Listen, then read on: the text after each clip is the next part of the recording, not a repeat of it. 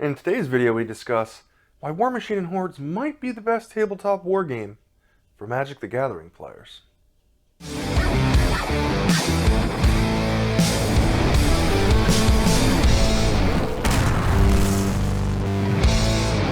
Welcome back to the nest, peeps. How have you been? With all this talk of Warhammer and Magic the Gathering doing a collaboration, got me thinking, is Warhammer really the best fit for Magic? In my opinion, it's not. I think Warmachine and Hordes is a much better fit for Magic the Gathering players. As some of you may know, I was a pretty big Magic the Gathering player for a very long time. Spent a decent amount of money on that game. Let's talk about it. One of the main reasons I had stopped playing Magic the Gathering was because of the cost. With the constant rotation of cards, you're never really done buying Magic cards. And from what I've found through playing a couple different tabletop wargaming systems, is that Warmachine and Hordes really scratches that tactical itch that us Magic the Gathering players look for. There are a few things that really make this game mesh with my love of Magic the Gathering. One of those things being resource management. In that game, it is a matter of mana, or land. However much land you have dictates what kind of spells that you can cast. Typically, the more expensive the spell, the more powerful, but not always. In Warmachine and Hordes, that is echoed with Focus or Fury. Depending on which caster you're using, you'll have a set amount of Focus or Fury. War casters generate up to their max at the beginning of their turn, whereas Warlocks siphon that Fury from their beasts to bring them up to their max. Then there's the whole War Beast go berserk if you can't pull it all back thing, but that's for another video. Then you use this Focus and Fury to cast spells, allocate power to warjacks, and do all the fun stuff that you can do in this game. Although again, the amount of Focus or Fury you have will dictate strategically what you decide to do. For those of you who enjoy Commander in Magic the Gathering, there are two parallels. The first of those parallels is in Commander, you have a Commander. That is the head of your deck. Whereas in Warmachine and Hordes, you have your Warlock or your Warcaster, which is the cornerstone to your entire army. In similar fashion to your commander, when you build your deck, you normally build that deck around the commander in that deck.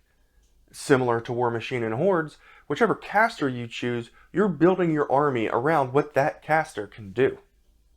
The second parallel is with a fan-made format.